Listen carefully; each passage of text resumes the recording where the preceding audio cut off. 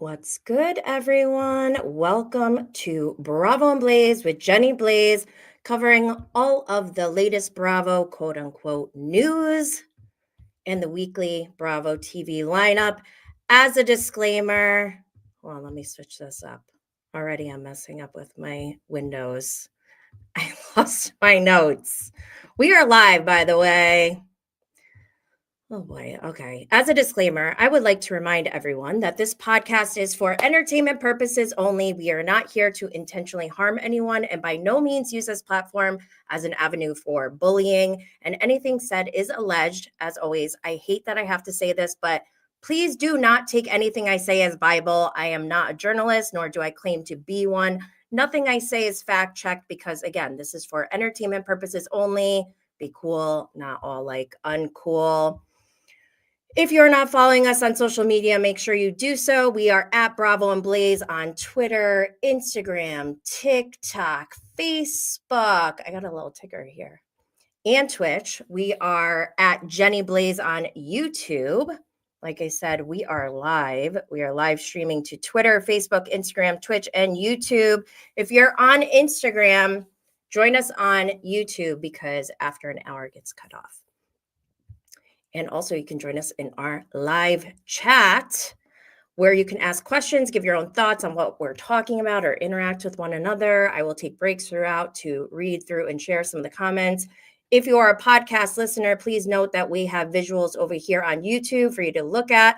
The audio podcast is available wherever you get your podcasts. To help support Bravo and Blaze, make sure you subscribe, follow, share, like, comment, and leave a 5-star review.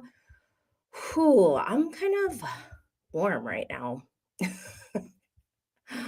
Oh boy. Okay, as a reminder, we have bonus content on the Real Housewives of Salt Lake City on Patreon where we can speak more freely in a safe and uncensored space. A lot has gone down this week with the Salt Lake City ladies. So make sure to sign up at patreon.com/Bravo and Blaze. This week, we did 2 bonus episodes of Bravo and Blaze, just like last week. We're on fire. So this week, on Tuesday, we talked to Peter Madrigal from a little show you may know called Vanderpump Rules. Hold on, I feel like I'm not comfortable with my setup right now. I need to stop this banner. First of all, that's bothering me.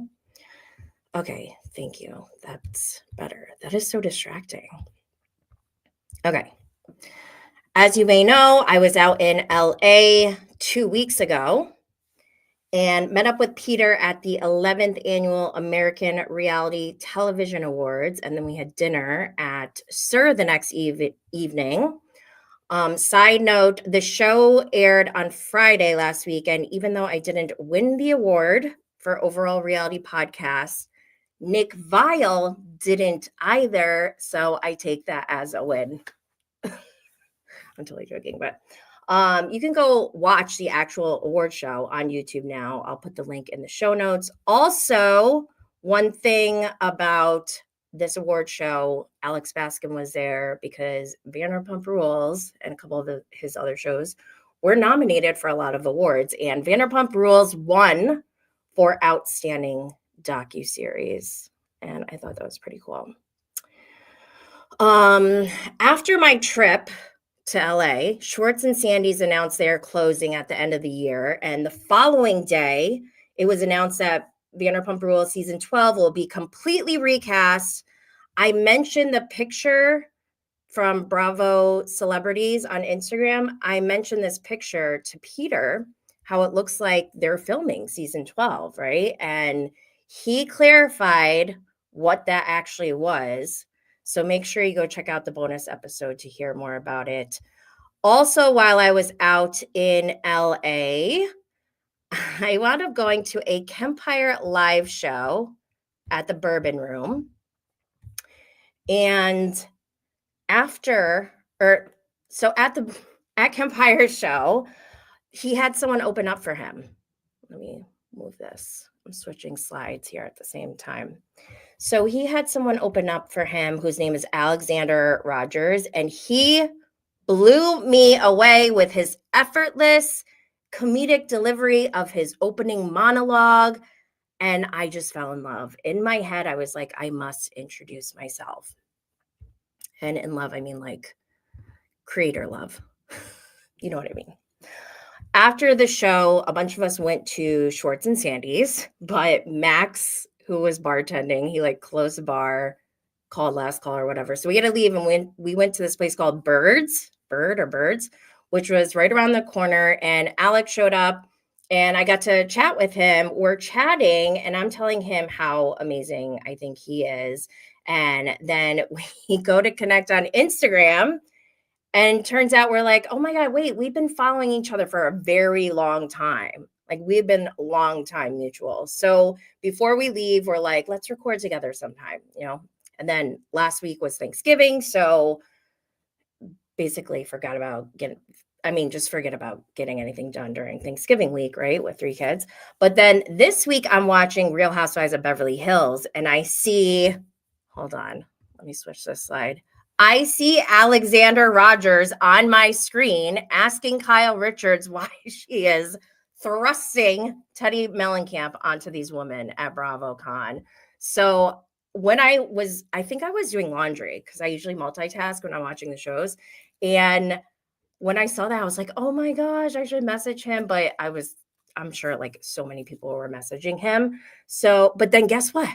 He messaged me the very next day, and I think I really am a witch. And Alex agrees with me. So he said it in our bonus episode, and I just want to make sure I tell you all to go check that out. He's hilarious. Also, this week, I did an impromptu ad hoc live stream with Jolene Lunzer on Wednesday night during her Salt Lake City watch party, and I gave my whole story of the Brownwind situation. So I will also put a link to that in the show notes. What else do we got? Okay, so for Bravo quote unquote news, we don't have that much going on, but apparently Vicki Gunvalson went on Vile Files, and when they were done, she thought she hung up, but she didn't, and they recorded it and got it. So let me see if I can play this. That was a favor to her because he's got 7 million. Oh, good. Views. That helps. Will you meet him? And a major appearance. Will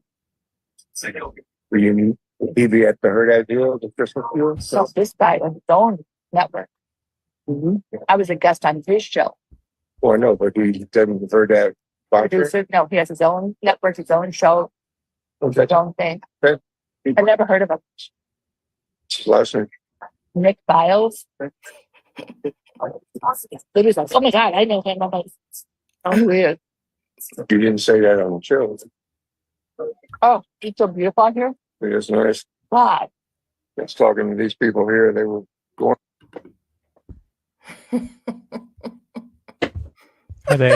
I am at a loss for words.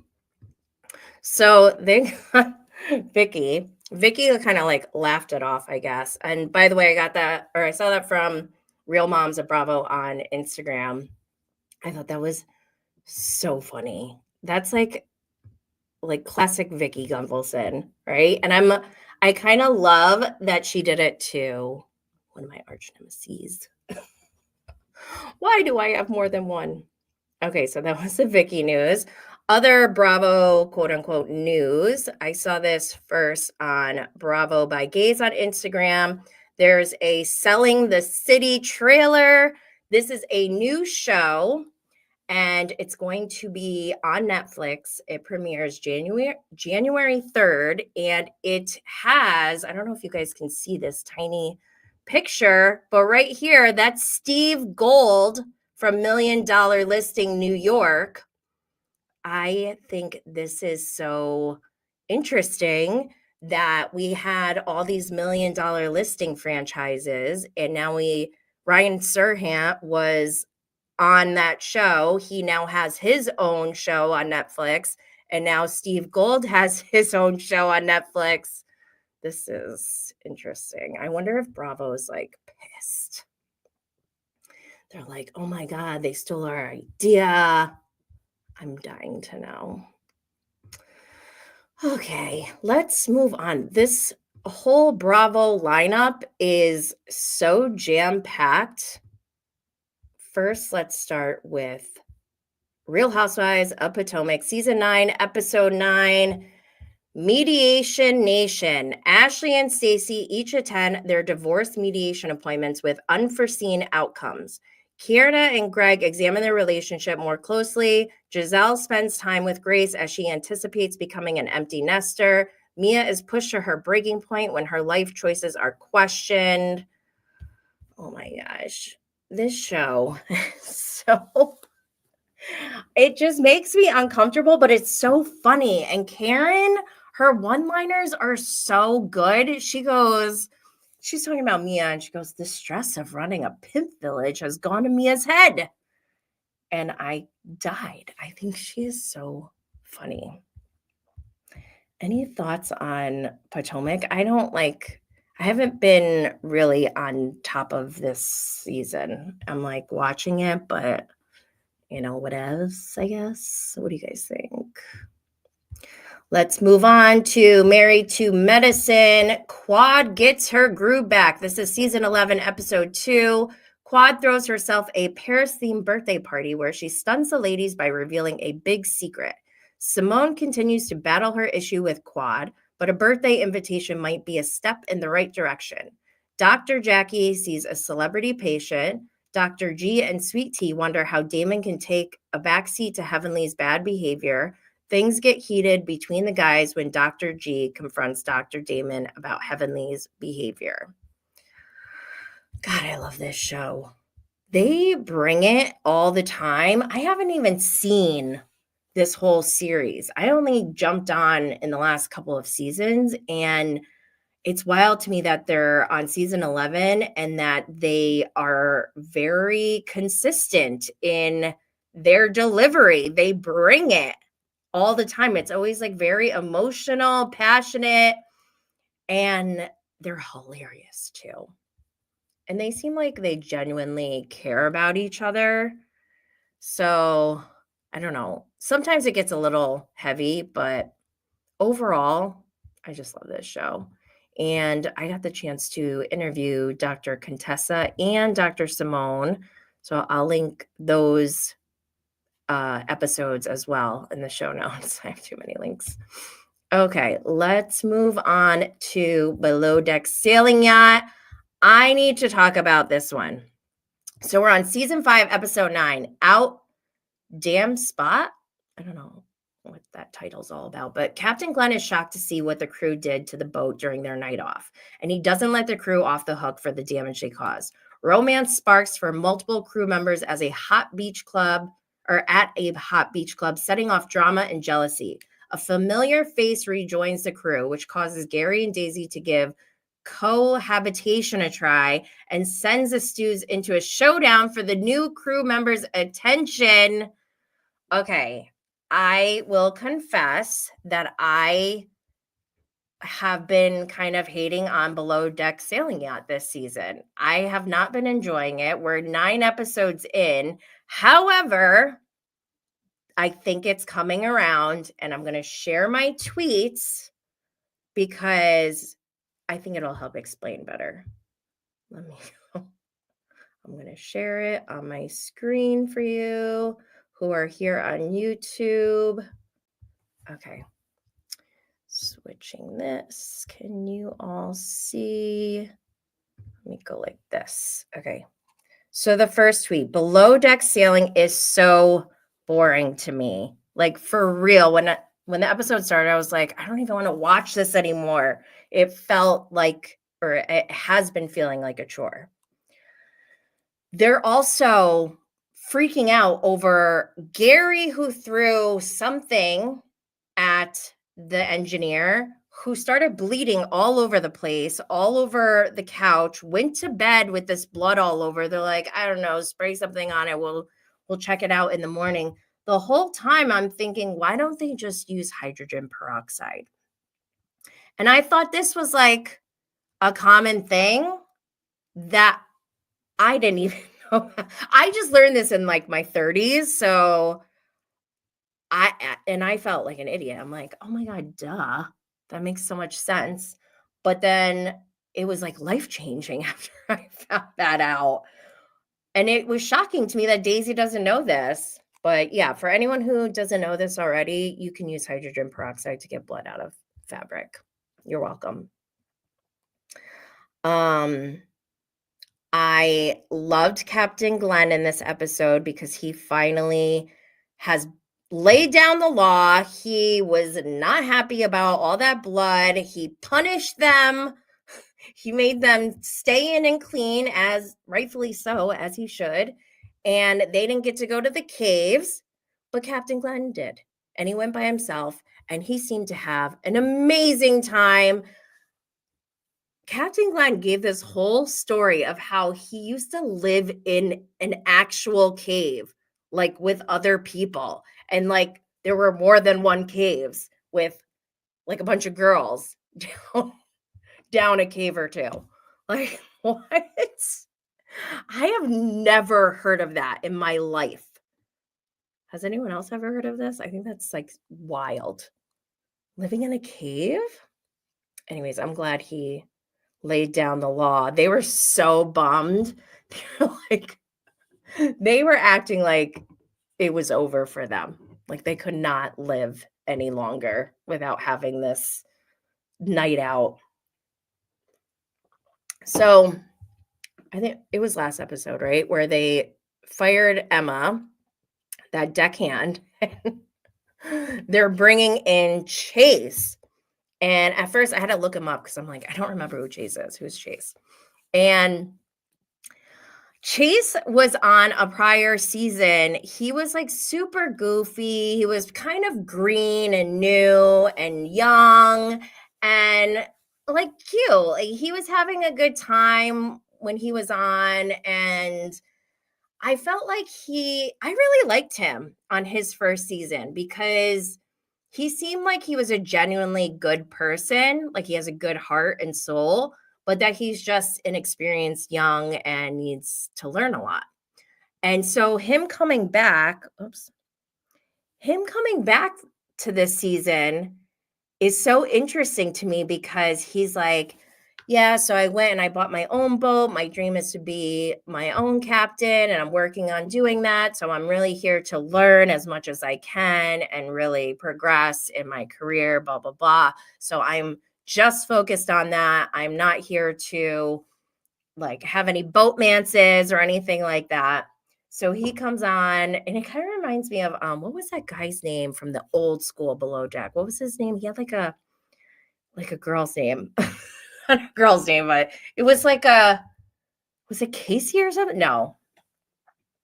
Anyways, he has come back like a new man, but the two stews who have been like having this weird frenemy relationship or friendship all season, they both are like drooling over Chase, and already we can see there's going to be like some kind of competition for him. Meanwhile, he's like, I'm not here for that. So I think this season is turning around. I think Chase's arrival might have just saved the season, and I'm here for it. What do you all think? Let's see. Let's move back here to Below Deck. Madeline is here. What's up, girl? Okay, let's move on to Real Housewives of New York. This also is another one that I was like, okay, this is getting a little bit better. I'm not saying it's good, but let's see. Season 15, episode 10, A Strictly Ballroom Affair. The ladies celebrate Raquel and Mel's engagement at their ballroom theme party. Jenna holds a stoop sale to sell iconic clothing she's acquired throughout her illustrious career. Brynn meets with a ghostwriter. As Erin works on her friendship with Raquel, she finds herself at odds with Uba. So, like I said, this episode was better than like the rest of the season, but we're already on episode 10. They really need to turn it up in the rest of the season because it's not been looking good for this cast. I mean, I love Raquel. I love Jessel. Jenna has grown on me this season. I actually like her better this season, I think, than last season. Erin, I've been like back and forth with her, and I think I like her. Uba, I wanted to like her, but after that like comment she left on TikTok, I'm like, come on, girl. Brynn, I feel like I unapologetically will love Brynn no matter what. Except I do think like some of her little like shticks are kind of done. We need to move on. Like the dating your dad thing or like dating the lesbians or whatever. Like we just need to get rid of that. And I think I'll be good. But I skipped over Sai. I don't know. I don't think we'll ever be able to get an authentic version of Sai on this show. Maybe on our podcast, but I don't think like she's changed too much to appease the audience reaction from her first season, I feel like. So it feels like it's just not very genuine, in my opinion. I don't know. That's my opinion. I need to know what everyone else thinks. Oh, so in this episode, Raquel must have stolen, not accusing her, I'm making a joke right now, but she must have stolen one of the 3 red heart jackets from YSL because she's wearing it, and there was only 3 made according to Brownwind from Real Housewives of Salt Lake City. This coat has been making its rounds, and this is a rookie mistake, which you would think with someone like Brownwind, because I think she's very conniving, very intentional with her choices.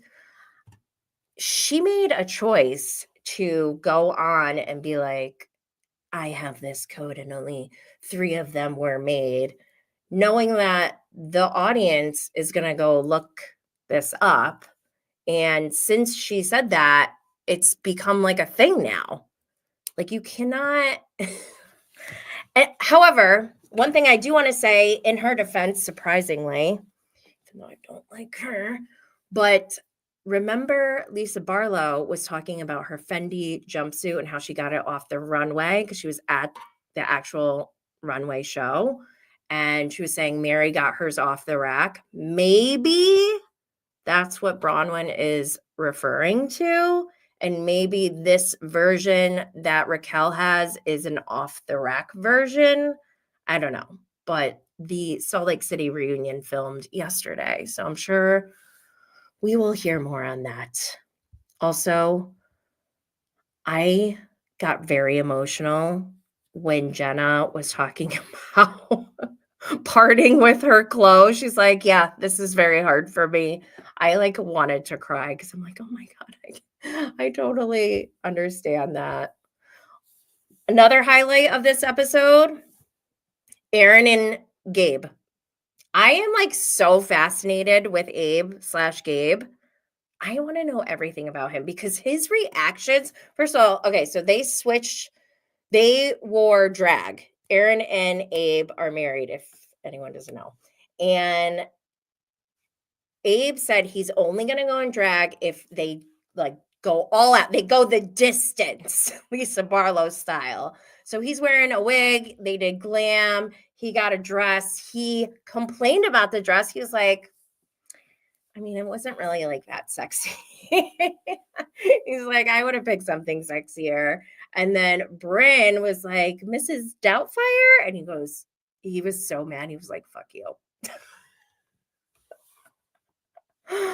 And I just thought that was interesting that he even cared. Like, I want to know everything about him now.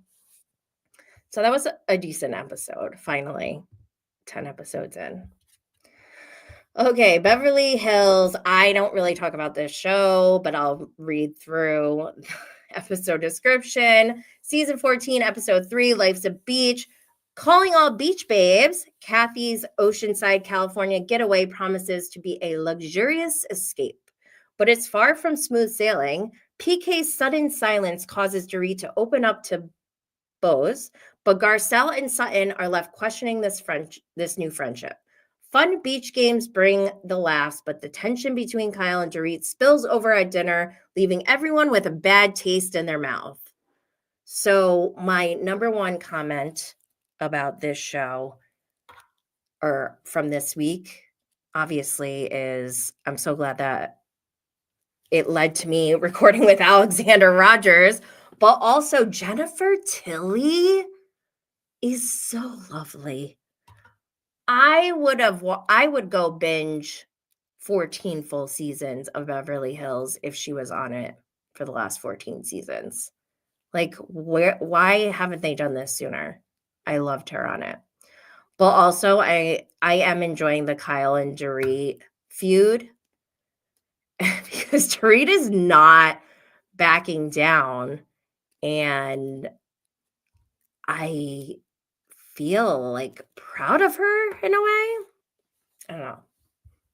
I'm not a Beverly Hills person, so I'm going to move on before someone gets mad at me for something. I don't know. Okay, Real Housewives of Salt Lake City, season 5, episode 12. Oh my God, this episode is so good. I don't know how this show keeps getting better, but it's called Mazel Meredith. Meredith becomes a bat mitzvah. After breaking Whitney and Angie's trust, Bronwyn is confronted for spilling their secrets. Mary tries to work through her issues with Meredith while grappling with personal issues at home. The party takes a surprising turn when hair argument arises. Oh my gosh, like I said earlier, I don't like to talk about Salt Lake City in detail too much on this weekly update. So we have Patreon for that, but I am going to talk about a couple things, such as the reunion. As I mentioned, it was filmed yesterday. I have a picture of the seating chart up. We have Andy in the middle, of course. To his left, we have baby gorgeous Lisa Barlow, then Heather Gaye, Meredith Marks, and then Brittany. Or Brittany. On the other side, we have Angie, Kay, Mary, Brown Wind, and Whitney. And I love how the reunion seating chart, it sparks so many theories. Like, oh snap, Whitney's on the end. She might be out next season if she doesn't pull through. I don't think I've been this nervous about a reunion ever. So I'm dying to see what's going to come out of this. I'm here for it. Reality_recap on Instagram, reposted from Bravo Andy Cohen's Instagram, his IG stories. And apparently they spent 12 hours taping the reunion. That's a long time. Then from Queens of Bravo, I saw that Lisa Barlow and Meredith went to a gay bar to karaoke after filming the Salt Lake City reunion. They are all smiles, and I take that as a good sign. I hope. What do you all think?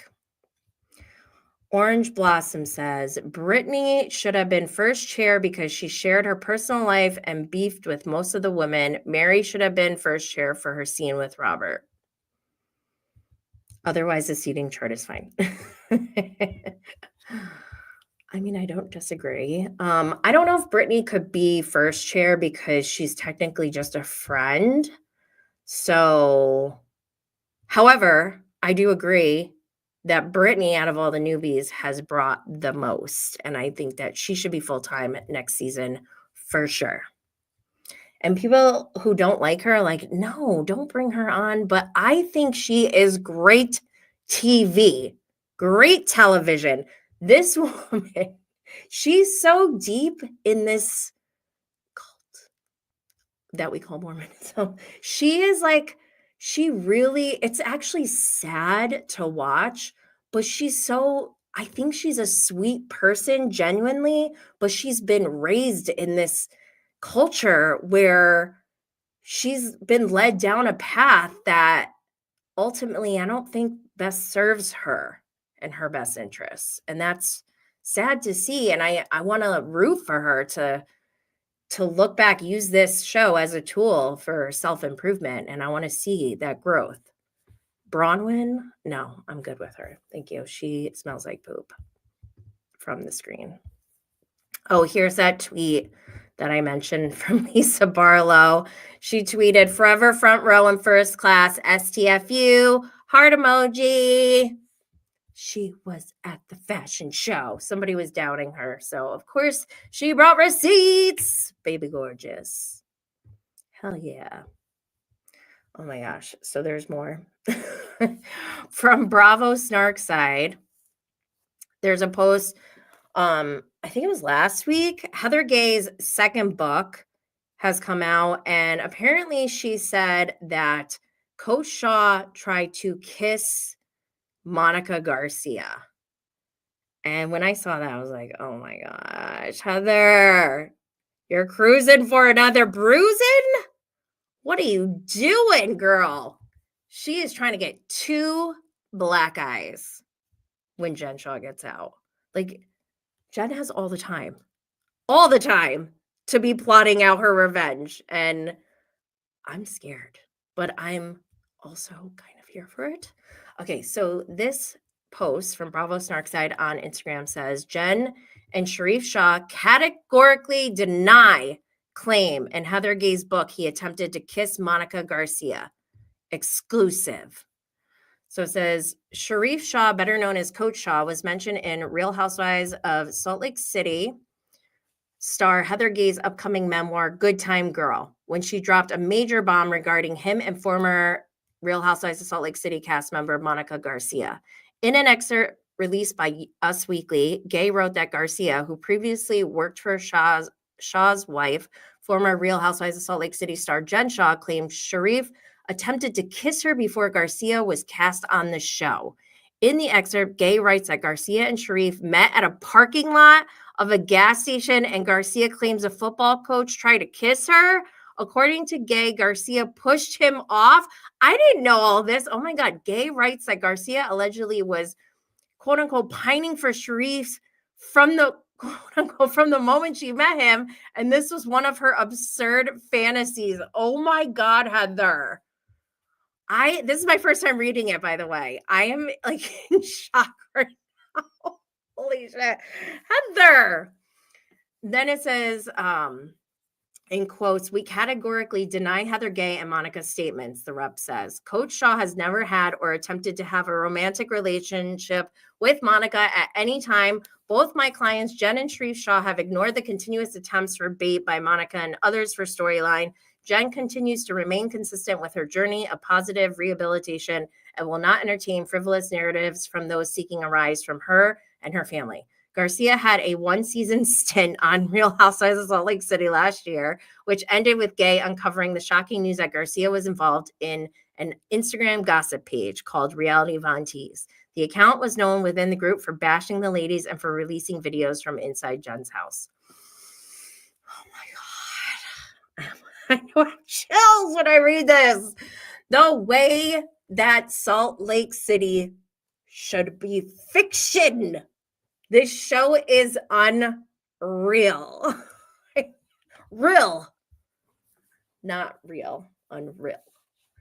Dude, I did not know Heather said it that way. I thought it was going to be like something small where she's like, oh yeah, one night he accidentally kissed her on the mouth instead of the cheek when they were saying goodbye or something. I didn't know she was like, Heather is alleging that Monica and Sharif like were having an affair or something. This is wild. Do you guys believe this? I don't know. I don't think I believe it. I need to know more. Like, Heather, what are you talking about? Why are you saying this? No, I am not giving in. I will never read any of her books. Okay. Let me see. Just Jen. Heather is such a bore. I can't imagine what BS she's writing in these books. I'd rather read a dictionary. Oh my God, I love you. Just Jen, you're hilarious. Orange Blossom said, oh my God, Jen needs to come back after this book. Jen is already planning a Heather takedown when she posted from prison, threatening to sue. This would be delicious to watch. We're going to get to a statement from Judge Shah from prison coming up in a couple slides. Just Jen said, no, I don't believe anything Heather says. Love you too, Just Jen. Oh my gosh. Wow, I was not expecting this. Heather, you are. Oh, Heather. I'm not gonna lie. Okay, I do not like Heather Gaye as a person. Like, she's awful, right? But I am starting to like her as like a housewife for being so crazy and ridiculous. Like, this is very bold. She could get sued for this, right? Can she? I don't know. I'm in shock still. And also, Brown Wind. I did a bonus episode to go over the beef between us. And then I did a follow-up on Patreon to go further. Because I went the distance. Like I said, that's on Patreon. And what we're going to talk about on Patreon, the next Patreon coming up, is this statement. So I saw this on Real Reality Homosexual. It is on dearjenshaw.com. And it's from one of Jen Shah's reps. It says, hello. As Jen Shah's team, I wanted to provide a quick update on how Jen is doing. Jen has been doing very well, working on her personal self and focused on her journey towards positive rehabilitation. Jen has indeed spoken with Meredith Marks, co-star, and the conversation was extremely positive. She loves Meredith and appreciates her friendship and support during this time. Jen is currently focused on her next holiday beauty showcase within FPC Bryan Prison. What? She's got a holiday beauty showcase in prison? Oh my God, we need cameras. And continues to send love to her family, fans, and friends who continuously message her in support. She is thankful for everyone who continues to pray and uphold her in a positive light. Jen Shah, care of Chris Giovanni, which is her rep. Oh, and he has this email in here too. Wow.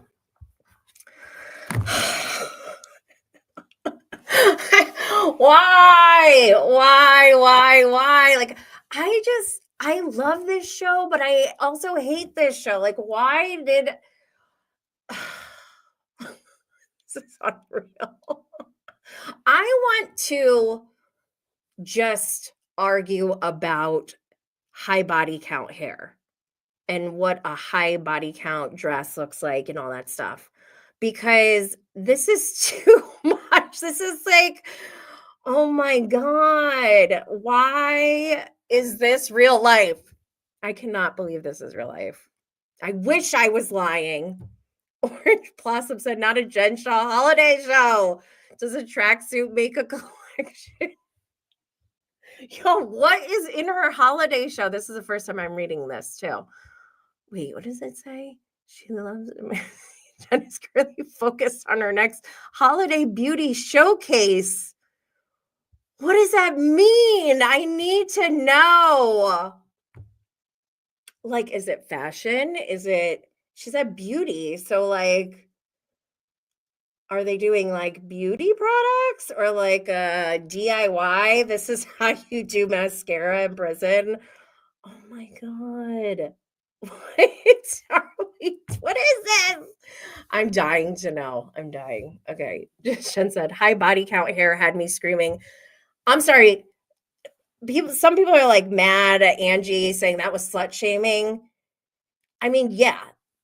Apart from the slut shaming, That is so hilarious. High body count hair. I mean, I've been thinking about that ever since Wednesday night. I'm like, is this high body count hair? Do I want high body count hair?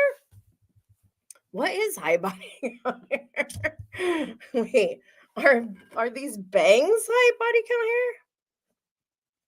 By the way, if you're following me on Instagram, you may have seen lots of pictures of me wearing these bangs that I got to channel Meredith Marks and her bangs. Oh, I love the way Meredith talks, by the way. When she was doing her bat mitzvah, I was like, why is this so soothing? And like the way she says family. Like, I just love the way she talks.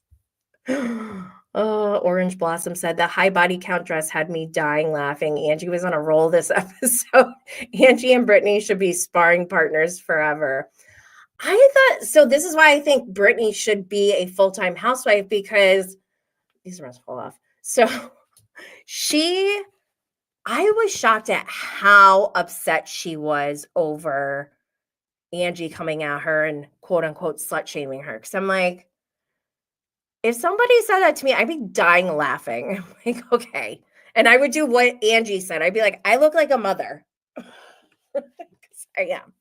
And it goes with, the same goes with Brittany getting mad about the wine. I'm like, why does she care? Like, that shows how deep in this culture she lives. And I find that to be fascinating because all of her behavior is based off of the culture that she was raised in, and a lot of things they do are very questionable to me, so I like watching it. Very intrigued. I mentioned this before, the red coat. We'll talk about this more on Patreon, but Bravo Snark Side posted on Instagram, I think this is a DM. It says, hi, just wanted to share that Bravo played an old Southern charm tonight, season 6, episode 14, which showed Catherine Dennis wearing the Red Heart YSL coat that's all over Real Housewives of Salt Lake City at the moment. Please share. It's shown at 32 minutes into the episode. And there's the picture of Catherine wearing the heart coat. This is like in 2017, by the way.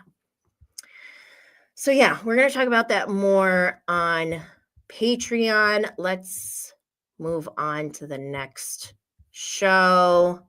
Wait, Just Jen said she's an undercover Mormon. That's why she's upset. Yeah. Well, she is an undercover Mormon, but she's living a double life, essentially. And she needs to just, in my opinion, like I wouldn't want to live like that. I don't want to live a double life. Okay, let's move on. Sold on SLC. This is a brand new show, and it was the series premiere. It was titled The Jen Commandments. Oh, why do I love everything from Salt Lake City? Is it because, like, this is like a study on like a group of people? I find everyone in Salt Lake City to be very fascinating. But the episode description is Jennifer Yo, founder of Presidio Real Estate in dynamic and devout Salt Lake City, zeroes in on suspicions of an agent poaching from within for a rival brokerage. Agents Matt and Tina clash over rumors of Mormon gossip that could damage business. Sarah helps Lisa Barlow search for the perfect home. First of all, I've never in my life seen coworkers fight over believing in God. So that was interesting to begin with. The real estate is not at the same level as like Beverly Hills, or not Beverly Hills, of $1 Million Listing LA, but I wasn't really expecting that. What I would like to see more of is like the actual natural landscape, like that one scene where I was tweaking because I'm like, oh my God, is that background real? When Lisa Barlow and Meredith were at the spa and Heather Gaye went to come meet them, I was like, that is so gorgeous. It looked like it was fake in my picture. Anyways, So I guess Lisa is going to be building a home. I think she said that somewhere on like an after show or something. But I don't know about this show yet. I'm going to give it a chance because it's in Salt Lake City. I like real estate. And Mormons are just so fascinating to me. Okay, let's move on. Susan S. said, no on SLC. You didn't like it? If you didn't like it, please share why. I want to know. I mean, I didn't love it, but I didn't like hate it either, where I'm like, no, this is not happening. Like, I'm still going to give it a shot, but we'll see what happens. Just Jen said, does Lisa have enough money for that wish list? I don't know. Good question. I have a question for you guys. So I have 2 different thumbnails for Southern Charm. Now that we're starting, should I use this one where it says Bravo Southern Charm, or should I use this one that's more like artsy and I don't know, feels like more dramatic? Let me know what you guys think in the comments. But let's go into Southern Charm. Season 10, episode 1, the season premiere, Raising Cain. After a rocky year, Shep, Austin, and Craig try to forgive and forget. Madison hosts the Charmers at the Carolina Cup, but the festivities take an awkward turn when Miss Patricia is offered an unwelcome surprise gift. Okay. I am going to share my tweets. I had fun watching the season premiere last night. And I'm still on the fence with Shep. I've been back and forth with Shep for 10 seasons. And he did win me back over at that Watch What Happens Live during Bravo Fan Fest. It doesn't take much.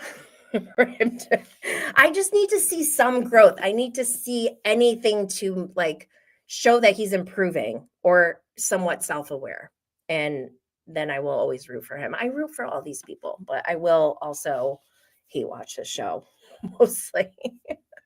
But okay, let me go to my tweets. Oh, I was so ready for Southern Charm. Okay, first off, why do we need an ass shot of Schlep in the first minute of this show? Whoever does Southern Charm and Southern Hospitality, they love ass shots. We get them a lot, I feel like. You don't really get that much from other shows. I feel like Vanderpump Rules was very like nude friendly, but the Southern Hospitality, they're just like whatevs. Madison was on Watch What Happens Live last night. Freaking love her. She was on with Fortune Feimster, who I also freaking love. Fortune made a joke last night on Watch What Happens Live with Andy. They were talking about how they're like gold star gays, meaning they've never like hooked up with the opposite sex. And they're like, maybe we should lose ours together. And Fortune goes, I might get pregnant. I was dying. She's so funny. So apparently Schlep has gone to an ayahuasca retreat for his healing. He seems to be doing a lot better. And he even goes for a jog. I was loving that. Good for you, Shep. They show this picture of him in the ocean. He went on this like ayahuasca retreat in Costa Rica. And I can't remember where Jesse Lally from the Valley, where was his ayahuasca retreat? Did they go to the same one? I want to know. Susan S. said, Shep is a trust fund man-child. I know. He's never faced adversity. That is his biggest problem. Like, wow. Okay, what else? Madison. Oh, God, I love her. I just hit my head. I freaking love Madison LaCroix so much. She is everything. She's like a doll. She's just perfection all the time. she's so gorgeous.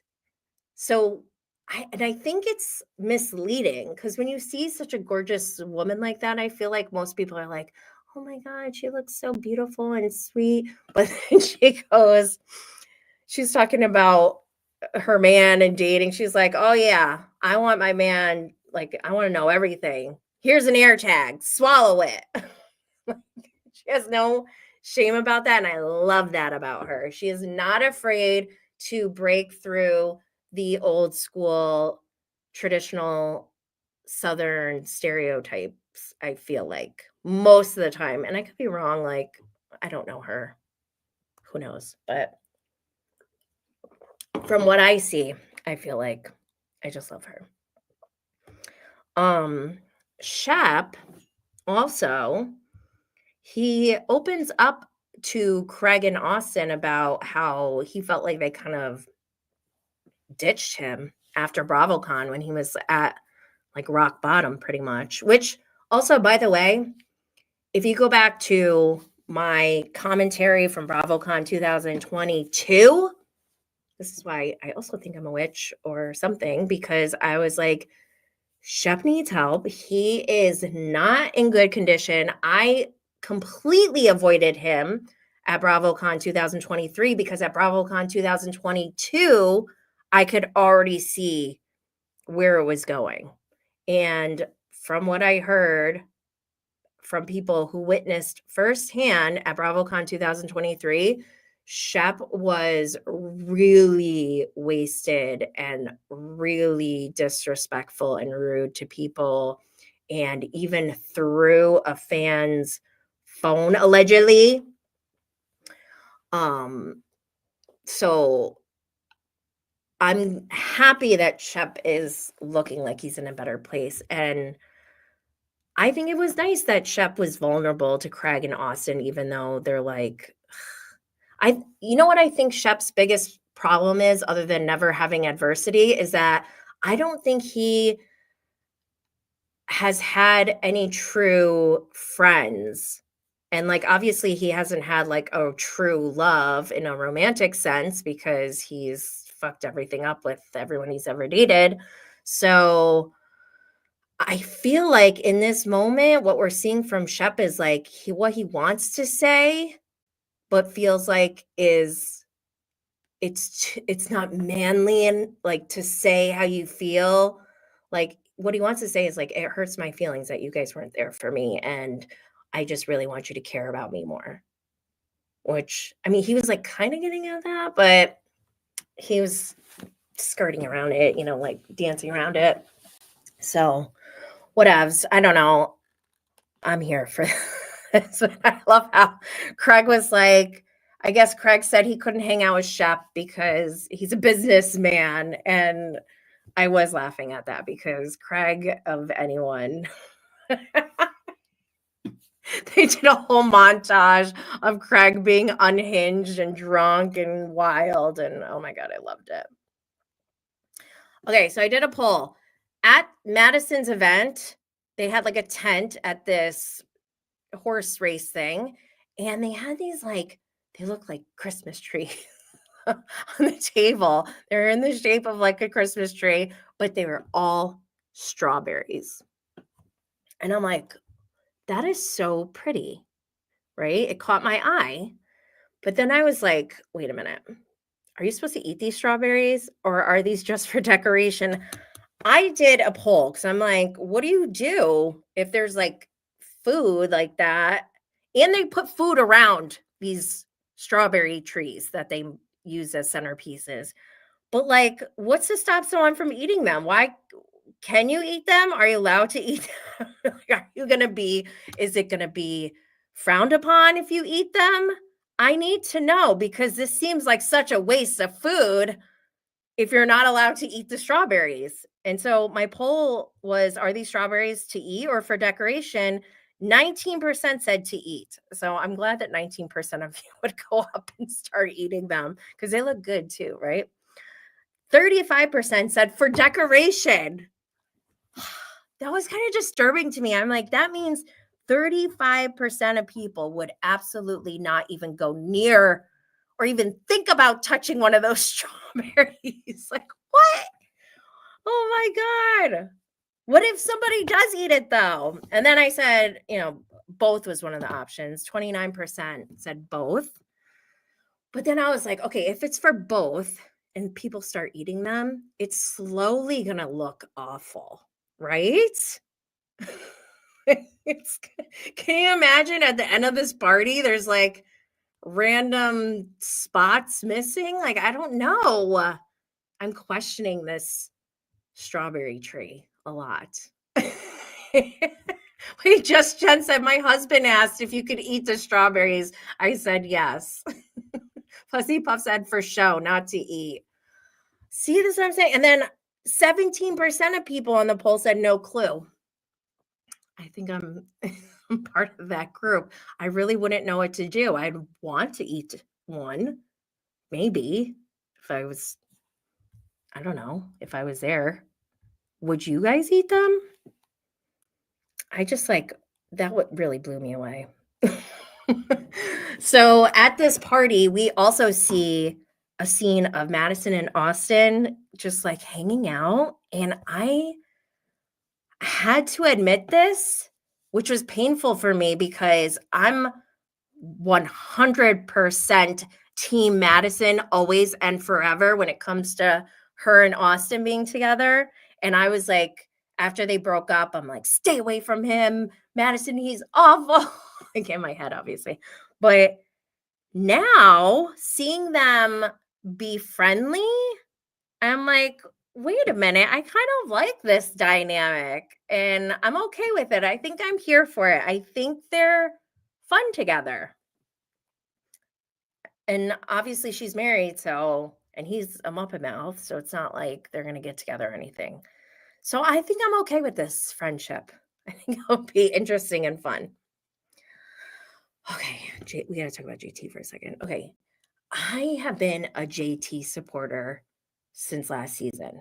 I was here for him and his energy last season because I felt like he was ready to put the men who were behaving badly in their place. He was not afraid to go against the grain and for the greater good within the group, to protect the women. We don't often see any men on this cast ever protecting the woman. It's always like, it feels like a gender war on Southern Charm. It's usually the men versus the women. And don't forget, Whitney is the executive producer. So I think that's really important to keep in mind because I think that's why they get away with a lot of bad behavior. Because look at Whitney. He's like one of the worst ones. He even last season on their finale, he did like a porn-themed party. And he also showed everyone, what's her name? Oh my God. Naomi's nude. Like, that's a lawsuit.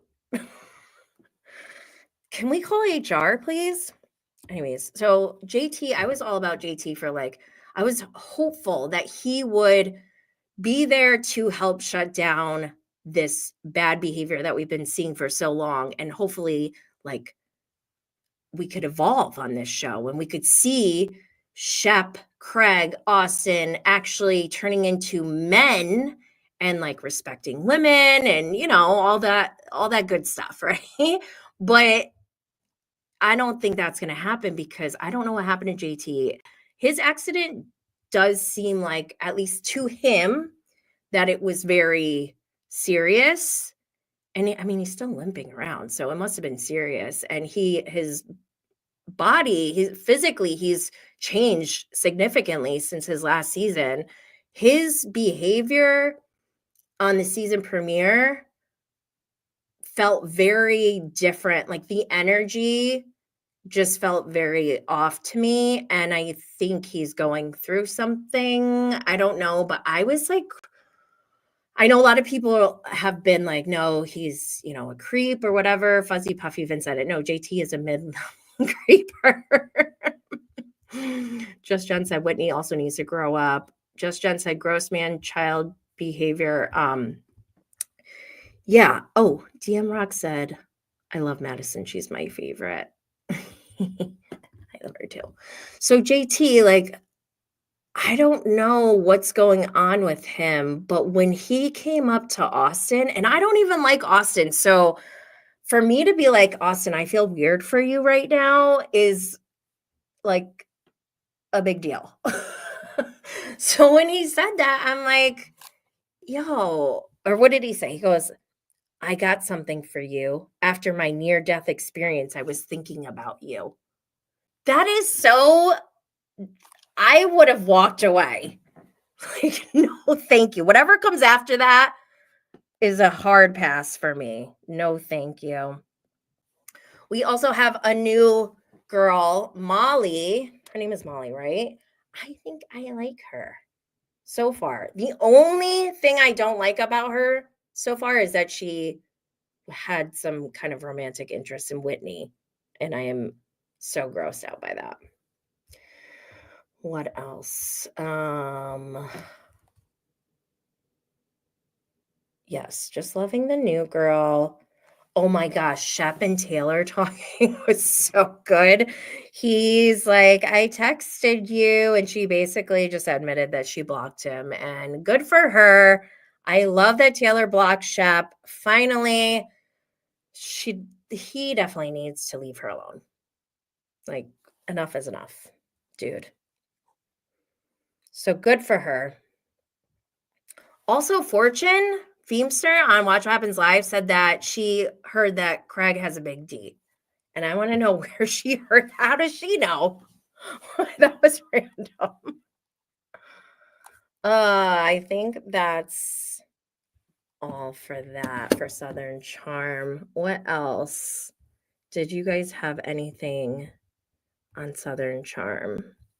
It was weird to see Vanita and JT like hanging out, and she's like, yeah, I'm getting to know him, and they were talking about their chemistry, but we know that he has a new girlfriend who apparently is a new person on this show. I don't know. Just Jen said, I like Madison and Austin as friends. Strawberry and champagne. What else? Okay. Are we done already? Oh my gosh. It seemed like it was really quick. Well, I want to thank everyone who joined live, for everyone who's in the live chat. Love you all. Make sure you subscribe, follow, share, like, leave a comment, and 5-star rating for Bravo and Blaze on YouTube and wherever you get your podcasts. Don't forget to follow on social media at Bravo and Blaze. Check out new episodes of Bravo and Blaze every Friday and Patreon on Mondays, but also keep your eye out for bonus episodes. And until next time, stay lit, y'all. I have to end this stream now. Bye-bye.